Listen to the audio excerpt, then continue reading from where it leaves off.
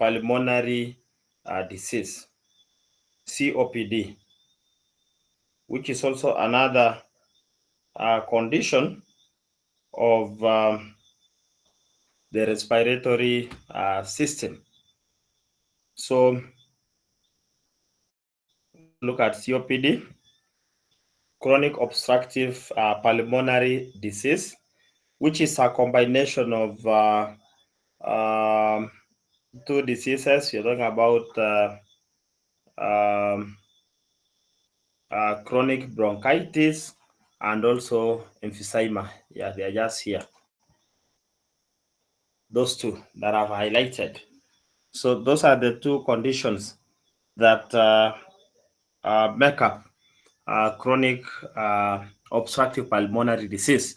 So it's a pair of two commonly coexisting diseases of the lungs, which lead to the airways becoming narrowed.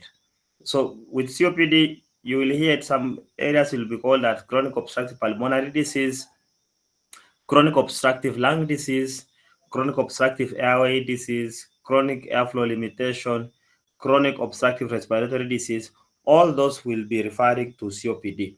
So with chronic obstructive pulmonary disease, usually it's a combination of chronic inflammation. There will be airway obstruction. We just talked about the airways becoming narrowed, and also alveolar destruction. And with those three, when there is inflammation, there is airway obstruction, there is alveolar destruction, progressively it will lead to irreversible airflow limitation. So those three progressively, not if not intervened, they are going to lead to irreversible airflow limitation that can lead to irreversible lung failure. So it's here, of course, it leads to limitation of airflow to and from the lungs, and that's going to cause shortness of breath. So in COPD, of course, less air will flow in and out of the airways because now, like you just said, those three, the inflammation, the airway obstruction, and also alveolar destruction, the airways and air sacs will lose their elastic quality, so they're not able to really open and close or expand and contract as they should to facilitate gaseous exchange. The walls will also be destroyed. And remember that if the walls now of the air and the air sacs are destroyed, then gaseous exchange is not taking place. The walls again will also become thick and they'll be inflamed, and they'll make more mucus than usual, and that's going to clog them and block or obstruct airflow. So this is a very serious condition. Usually progresses. It's that's why we say chronic obstructive. So it's progressive in nature, develops over time, usually over months to years, before it can manifest in form of symptoms.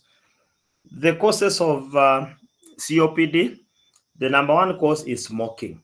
That's the primary risk factor for patients with COPD.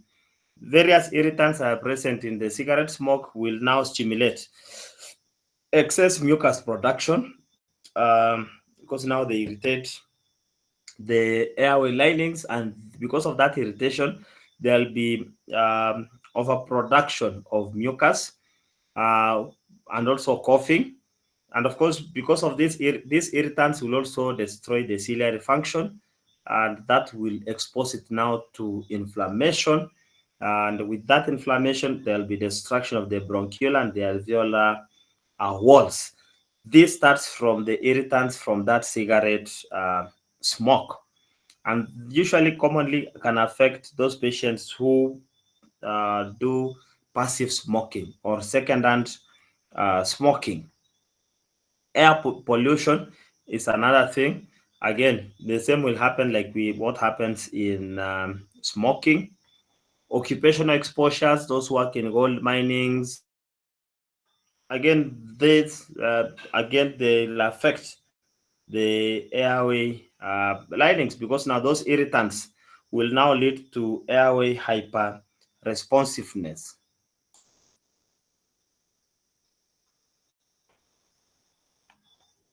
Uh, Infections. Are we following, guys? Yes, we are Yes, you're Hello? following. following. You? Yeah. Various infections, more especially those patients with recurrent respiratory tract infections, can also be actually reduced lung function, and those recurrent airway infections will, of course, make the bronchus and the alveolar to be more susceptible to injury. Genetics, usually that's on emphysema, deficiency of the alpha 1 antitrypsin hormone, and the alpha 1 antitrypsin, usually it protects the lungs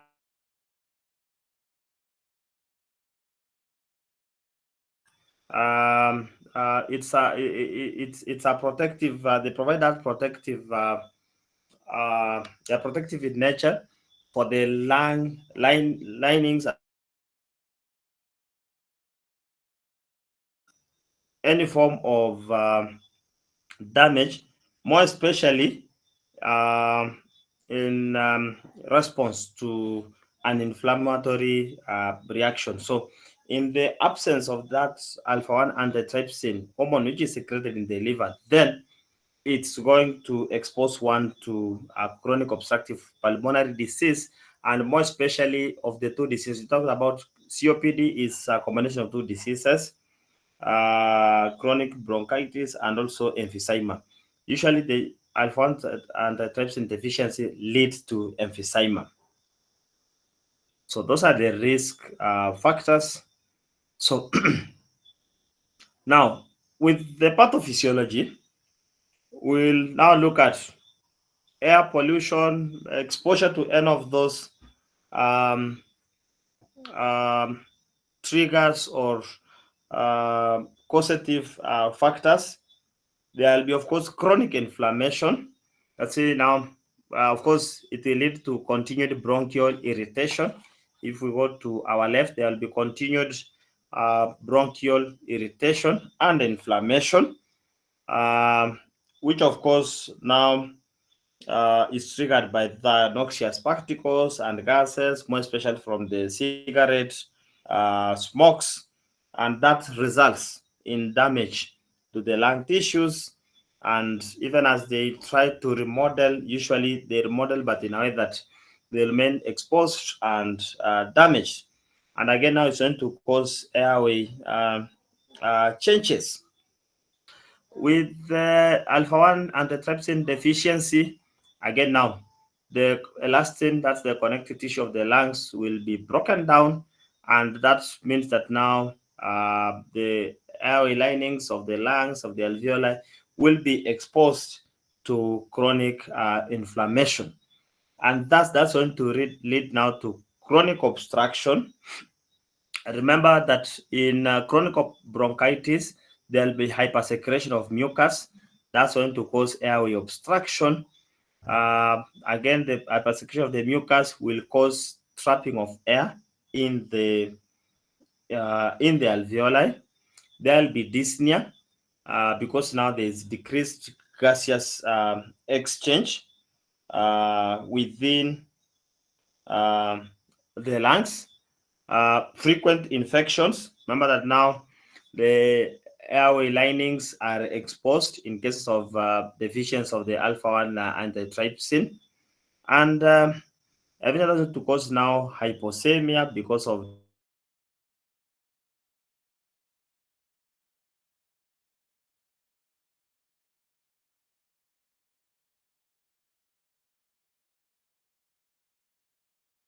um, the damaged alveolar because of the accumulated accumulated fluids and mucus within the lungs.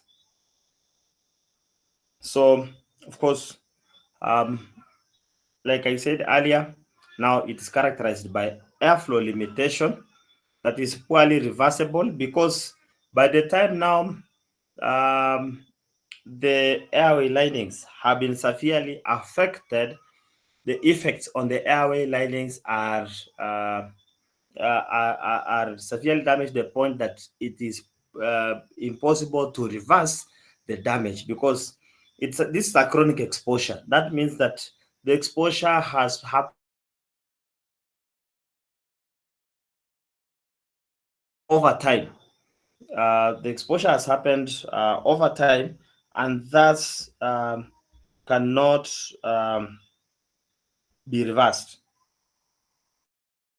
So that's why smoking is the number one cause of uh, chronic obstructive pulmonary disease. Because with the other irritants, again, which are going to cause that inflammatory response along the airway linings. So the inflammatory response, of course, will continue for quite some time. That means the airways will constrict, they'll become excessively narrow, they'll become swollen, uh, there will be increased mucus production, the cilia will function poorly, and that will make it very difficult for airway clearance to happen. That's why now they cannot clear the secretions that now accumulate in the lungs.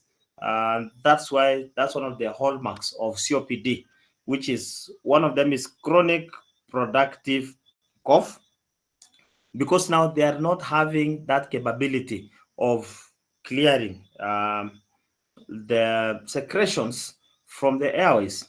Wheezing sound, because now the airways have been narrowed excessively. Then dyspnea again, because they are narrowed. That means that um, the breathing in and out is severely affected. Now, of course, with the buildup of mucus within the lungs, that means that bacteria will now find a very good host uh, to anchor in, and the end result is that there will be further inflammation, um, and that means eventually it can lead to formation of the fascicula, which we basically refer to as now a recurrence of uh, the lung failure, and eventually one can go into lung failure. The clinical features: chronic cough, because of now they are not able to clear out the accumulated mucus. Sputum production, we've talked about that. The constriction of the airways leads to overproduction of the mucus. Wheezing sound, because of the narrow airways. Chest tightness, still with the swollen airways, the narrow airways cause the chest tightness. Dyspnea on exertion, any form of exercise, they feel dyspnea because now with exercise you need a lot more air, but now they are not able to, because gases exchange is impaired. Uh, Weight loss will come in now. These are later manifestations, the weight loss. Then respiratory insufficiency and infections which come in. Barrel chest, where now the lung loses its elasticity, that the lung cannot expand as it should for gases exchange to take place. So it becomes a barrel chest, because now there is a hyperinflation. There's a lot of air that has been trapped within the airways, within the alveoli and the lungs. Like we said, usually COPD is of two conditions, the bronchitis and the emphysema. So bronchitis from the inflammation of the bronchi, which will cause increased mucus production, the cough, and the scarring of the bronchial linings. Can be acute bronchitis or chronic bronchitis. Acute short term, like we said. Chronic usually progresses over time. And for you to diagnosed one has chronic bronchitis, then sputum production should have been for at least, the cough and sputum production should have been for at least more than 3 continuous months for 2 consecutive years.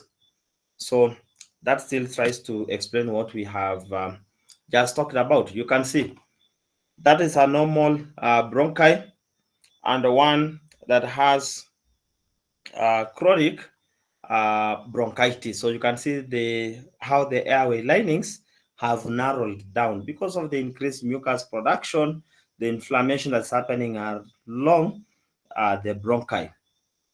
So the inflammation is still the one that the pathophysiology, I mean, is the one that we've just talked about in COPD. So this one is just trying to bring it down to the bronchitis with irritants getting into the airway, causing excess mucus production, which causes an inflammatory response, and the ciliary function is reduced, which of course will soon obstruct the airway as more and more mucus is produced, narrowing the airways, and that can be a good harbor for other infections to get in.